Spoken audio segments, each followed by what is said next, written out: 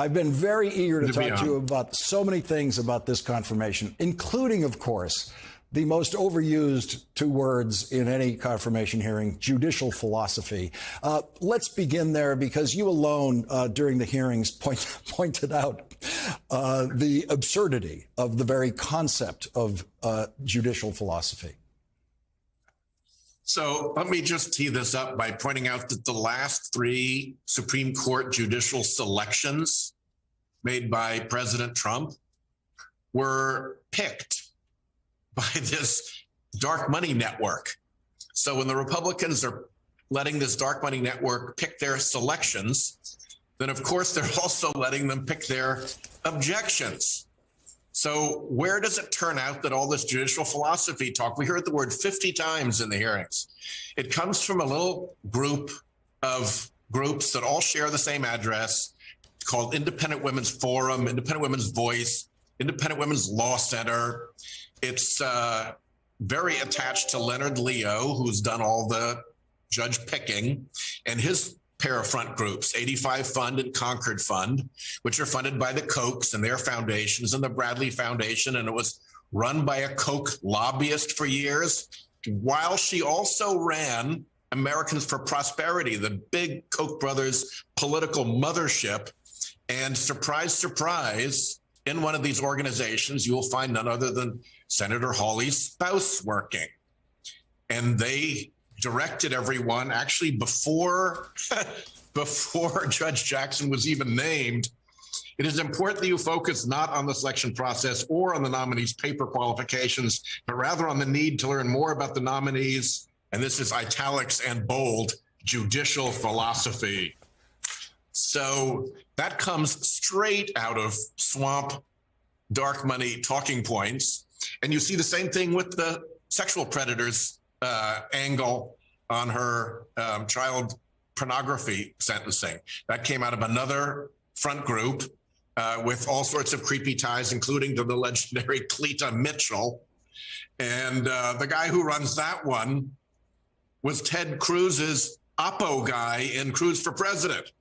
So you've got Hawley and Cruz who are saying these things with like family members and staff feeding stuff to them from these dark money groups. If it weren't so sickening, it would be funny.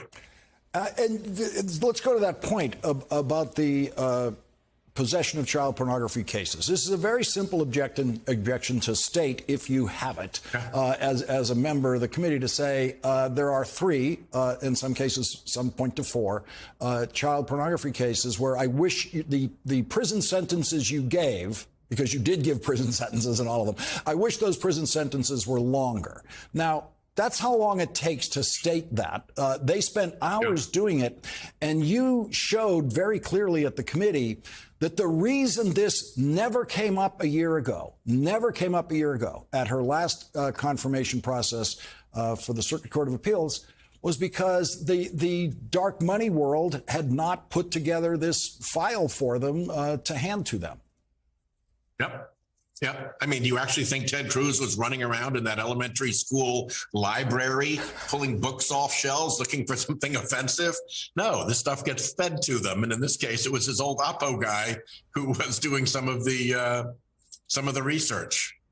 And this was enough to flip Lindsey Graham, who a year ago, when all of these issues were present, because all the issues they're talking about happened when she was at the trial court, I didn't hear, correct me if I'm wrong, in all of the hours of hearings, I did not hear one mention of a single thing she has done as an appeals court judge that was raised by a Republican as an objection in this proceeding. No, I mean, the focus was entirely on the child porn thing. They were obsessed with the child porn thing. And they really misled the public about what was going on in all of that, because their points were that she sentenced below the sentencing guidelines, where you can ask essentially any federal judge, the two worst sentencing guidelines are the crack versus powder cocaine disparity and this one. So it's absolutely common for judges to sentence below it because it hasn't been adapted for the internet age. And the second thing that they do is they pretend that the government is the only entity in the room. But at a sentencing, you've got the government and you've got the defense counsel, who a judge has an obligation to listen to and treat seriously. And you've got the probation department, an arm of the court, making its own sentencing recommendation. And they rather conveniently left out all of that and argued that she was sentencing below what the government recommended. Well, the government customarily makes the harshest recommendation, so that's no surprise either. So they set up a false frame into which to put her decisions in order to make them look like they were extraordinary when they're not.